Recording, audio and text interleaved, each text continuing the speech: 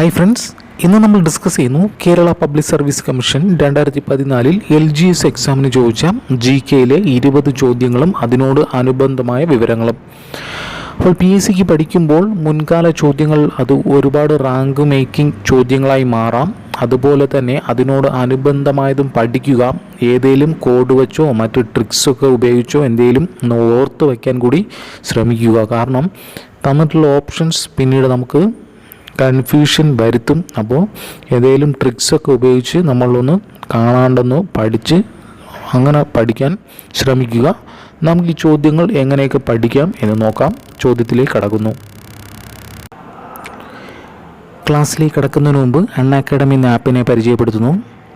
ഒരു PSC ഉദ്യോഗാർത്ഥി എന്ന നിലയ്ക്ക് ഏറ്റവും ഉപയോഗപ്രദമായ ഒരു ആപ്പ് തന്നെയാണ് അൺഅക്കാഡമി. കേരളത്തിലെ ഏറ്റവും പ്രഗത്ഭരായ അധ്യാപകർ കൈകാര്യം ചെയ്യുന്ന ഈ ഒരു കോഴ്സിൽ അംഗമാകുന്നതിലൂടെ ഒരു ഗവൺമെൻറ് ജോലി തീർച്ചയായും ലഭിക്കും. ഇപ്പോൾ PSCക്ക് വേണ്ടി തയ്യാറെടുക്കുന്നവർക്ക് വേണ്ടിയുള്ള കുറേ ഓപ്ഷൻസും കുറേ ഓഫേഴ്സും കുറേ പുതിയ ക്ലാസ്സുകളും ഞാനിവിടെ പരിചയപ്പെടുത്തുന്നു. ബിഗിനേഴ്സിന് വേണ്ടിയുള്ളതാണ്. അതായത് LDC, LGC, ഡിഗ്രി ലെവൽ ഏതും ആയിക്കോട്ടെ. അവർ കുറച്ച് ഫ്രീ ടെസ്റ്റും ലൈവ് സെക്ഷനും അതെല്ലാം ഇപ്പോൾ അവൈലബിൾ ആണ്. അപ്പോൾ ഈ ആപ്പ് ജസ്റ്റ് ഒന്ന് ഡൗൺലോഡ് ചെയ്യുക. അപ്പോൾ റെഫറൽ കോഡുണ്ട് അക്കാഡമി 10 എന്ന് കൊടുത്തു കഴിഞ്ഞാൽ 10% ഓഫറിൽ നമുക്ക് ഈ ഒരു ഇതിലെല്ലാം അറ്റൻഡ് ചെയ്യാവുന്നതാണ്. പിന്നെ weekly current affairs test for all PSC exams. അപ്പോൾ കറണ്ട് അഫേഴ്സിലെ ടോപ്പിക്സും എല്ലാം കൈകാര്യം ചെയ്ത് വരുന്നുണ്ട്. അപ്പോൾ അതിൽ പങ്കെടുക്കുന്നവർക്കും ഒന്നാം സമ്മാനം മേടിക്കുന്നവർക്ക് 1 മാസം Unacademy Kerala PSC subscription free ആണ്. അപ്പോൾ അങ്ങനെ ഒട്ടനവധി ഓഫേഴ്സ് അവൈലബിൾ ആണ്. പിന്നെ LDC മെയിനായിട്ട് ഫോക്കസ് ചെയ്യുന്നവർക്ക് ജേതാവ് എന്ന കോഴ്സ് ഇപ്പോൾ അവൈലബിൾ ആണ്. പിന്നെ ഇംഗ്ലീഷിനെ മൊത്തം കവർ ചെയ്തുകൊണ്ട് മുൻകാല ചോദ്യങ്ങൾ വ്യക്തമായി തന്നെ പറഞ്ഞു തരുന്ന നൗഫൽ സാറിൻ്റെ ക്ലാസ്സുകളെല്ലാം അവൈലബിൾ ആണ്. കണക്കും അങ്ങനെ തന്നെയാണ്. മാത്സിൻ്റെ ഫുള്ള് ക്യാപ്സ്യൂൾ ആയിട്ടുള്ള ഓരോ ക്ലാസ്സും ഇപ്പോൾ നടന്നു വരുന്നുണ്ട്. പിന്നെയുള്ളത് ദിശ എന്ന കോഴ്സുണ്ട്. ഇത് ഏതാണ്? +2 ലെവലിനെ ഫോക്കസ് ചെയ്തുകൊണ്ടുള്ള കോഴ്സാണ്. പിന്നെ LDC മെയിൻ എക്സാമിനെ ഫോക്കസ് ചെയ്തുകൊണ്ട് മൊത്തത്തിൽ ഒരു ഗവൺമെൻറ് ജോലിക്കുള്ള എല്ലാ കോഴ്സുകളും ഈ ഒരു ആപ്പിൽ കൈകാര്യം ചെയ്യുന്നുണ്ട്. അപ്പോൾ ഇത് ജസ്റ്റ് ഒന്ന് എല്ലാവരും ഒന്ന് നോക്കുക. ക്ലാസ്സിലേക്ക് കടക്കാം. ആദ്യ ചോദ്യം, നാനാത്വത്തിൽ അധിഷ്ഠിതമായ ഒരു ഏകത്വമാണ് ഇന്ത്യയിലുള്ളത്. ആരുടെ വാക്കുകളാണിവ? ചുരുക്കി പറഞ്ഞാൽ നാനാത്വത്തിൽ ഏകത്വം, അത് ആരുടെ വാക്കുകളാണ്?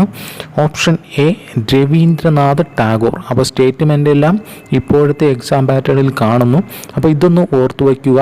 നാനാത്വത്തിൽ ഏകത്വം ആരുടെ വാക്കുകളാണ്? രവീന്ദ്രനാഥ് ടാഗോർ.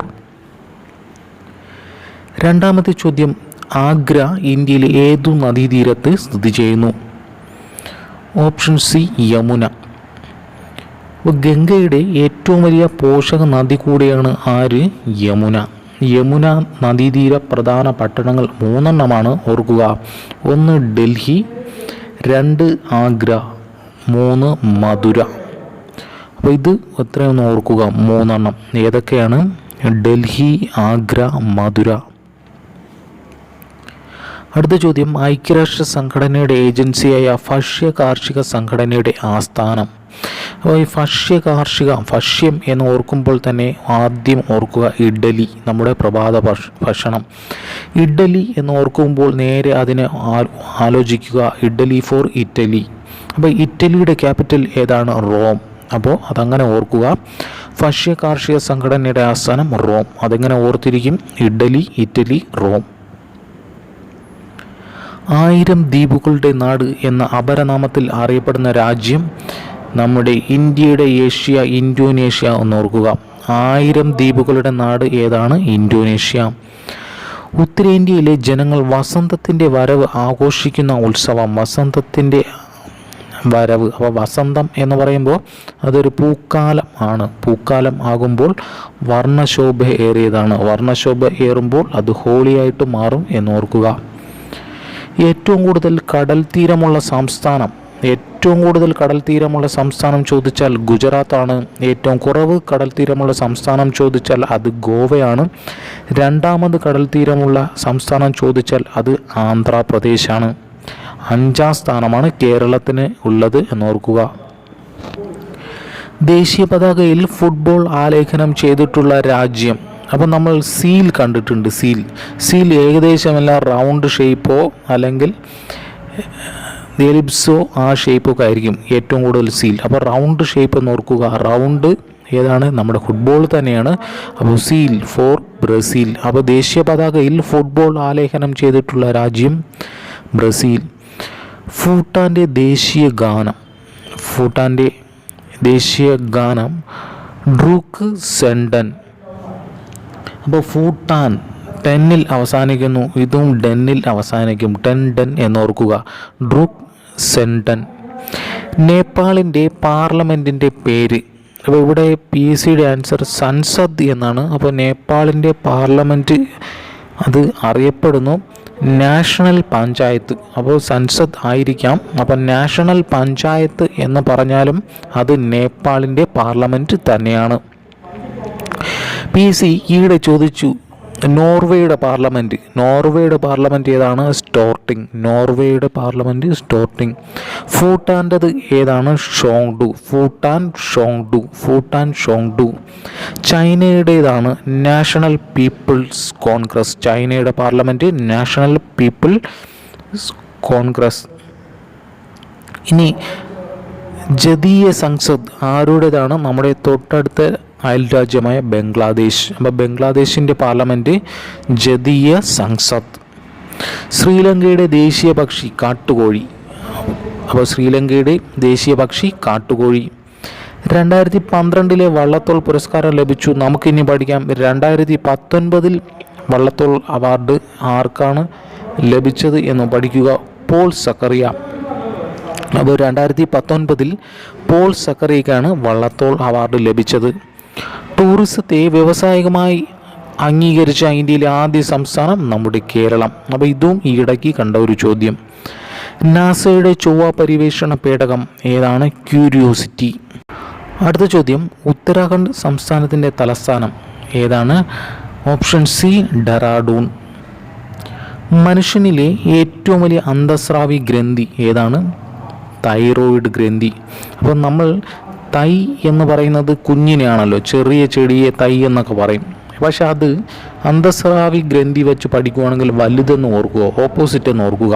അപ്പോൾ മനുഷ്യനിലെ ഏറ്റവും വലിയ ഗ്രന്ഥി ചോദിച്ചാൽ അത് കരളും, ഏറ്റവും വലിയ അന്തസ്രാവി ഗ്രന്ഥി ചോദിച്ചാൽ അത് തൈറോയിഡ് ഗ്രന്ഥി. ക്ലാവിൻ്റെ രാസനാമം.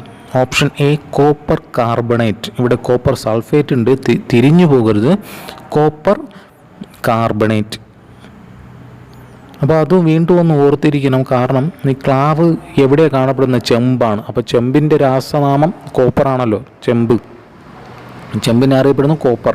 അപ്പോൾ അത് തന്നെ ഒന്ന് കണക്ട് ചെയ്ത് ഒന്ന് ഓർത്തിരുന്നാൽ മതി. 2016 ഒളിമ്പിക്സ് നടത്തപ്പെടുന്ന രാജ്യം അല്ലെങ്കിൽ നടത്തപ്പെട്ട രാജ്യം ഏതാണ്? Rio de Janeiro, Brazil. അപ്പോൾ ഇപ്പോൾ മാറ്റിവെച്ച 2021 നടത്താൻ വേണ്ടി ടോക്കിയോ, ജപ്പാനിലെല്ലാം റെഡി ആയിട്ടുണ്ട്. അതും ഒന്ന് ഓർക്കുക. 2020 നടത്തേണ്ടിയിരുന്നു, കൊറോണ കാരണം നടന്നില്ല. അത് ടോക്കിയോയിൽ വെച്ച് നടത്താനാണ്. ജപ്പാനിലാണ് ഇപ്പോഴത്തെ പ്ലാൻ. ടൈ ബ്രേക്കർ എന്ന പദം ഏതു കായിക ഇനങ്ങളുമായി ബന്ധപ്പെട്ടിരിക്കുന്നു? ഇന്ത്യയുടെ ദേശീയ കായിക വിനോദമായ ഹോക്കി. അപ്പോൾ ടൈ ബ്രേക്കർ എന്ന പദം ഏതു കായിക ഇനവുമായി ബന്ധപ്പെട്ടിരിക്കുന്നു? ഹോക്കി. ക്ഷേത്രപ്രവേശന വിളംബരം പുറപ്പെടുവിച്ചു ആരാണ്? ക്ഷേത്രത്തിൻ്റെ മുൻഭാഗത്ത് ഒരു ചിത്തിര ഇരുന്നു. അപ്പോൾ അതങ്ങനെ ഓർക്കുക. ശ്രീ ചിത്തിര തിരുനാൾ ബാലരാമവർമ്മ. വർഷം പ്രധാനം 1936 നവംബർ 12. അപ്പോൾ ശ്രീ ചിത്തിര തിരുനാൾ ക്ഷേത്രപ്രവേശന വിളംബരം 1936 നവംബർ 12. തിരുവിതാംകൂറുകാർക്ക് എന്ന മുദ്രാവാക്യമുയർത്തി മലയാളി മെമ്മോറിയലിന് നേതൃത്വം നൽകി ആരാണ്? KP ശങ്കരമേനോൻ. ഡോക്ടർ പൽപ്പു അല്ല. അപ്പോൾ ഇത് തെറ്റിപ്പോകാൻ സാധ്യതയുണ്ട്. ഇപ്പോൾ മലയാളി മെമ്മോറിയൽ എന്താണ് സംഭവം? വേറൊന്നുമില്ല, അതായത് സ്വദേശികൾക്ക് സർക്കാർ ജോലി കൊടുക്കുക എന്നതാണ് മലയാളി മെമ്മോറിൻ്റെ പ്രധാന ഉദ്ദേശം. ആദ്യമായി ഒപ്പുവെച്ച വ്യക്തിയും കൂടിയാണ് KP ശങ്കരമേനോൻ. അപ്പോൾ ഇതിന് പിന്നിൽ പ്രവർത്തിച്ച സാഹിത്യകാരൻ ആരെന്ന് ചോദിച്ചാൽ അത് CV രാമൻപിള്ള. പിന്നെയുള്ളത്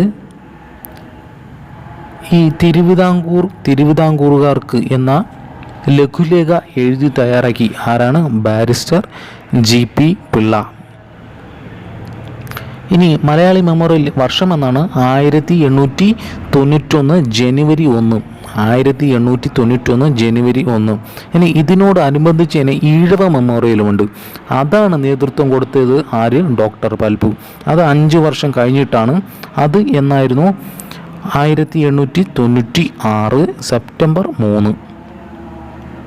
അപ്പോൾ വർഷം ഒന്ന് ഓർക്കുക. Malayali memorial 1891, Ezhava memorial 96. അപ്പോൾ ഇത്രയുമാണ് നമ്മൾ ഇപ്പോൾ ഡിസ്കസ് ചെയ്യുന്ന 20 ചോദ്യങ്ങൾ. അപ്പോൾ ചോദ്യങ്ങൾ പഠിക്കുമ്പോൾ വ്യക്തത വേണം. അതിനോടൊപ്പം തന്നെ ആ കോഡ് ഉപയോഗിച്ചോ എന്തെങ്കിലും നമ്മൾ അറിയാവുന്ന രീതിയിൽ കൂടെ ഒന്ന് പഠിച്ചു വയ്ക്കുക. അത് പിന്നീട് ഒരുപാട് സഹായിക്കും. അപ്പോൾ വീണ്ടും മറ്റൊരു വീഡിയോയിൽ കാണാം. Thank you.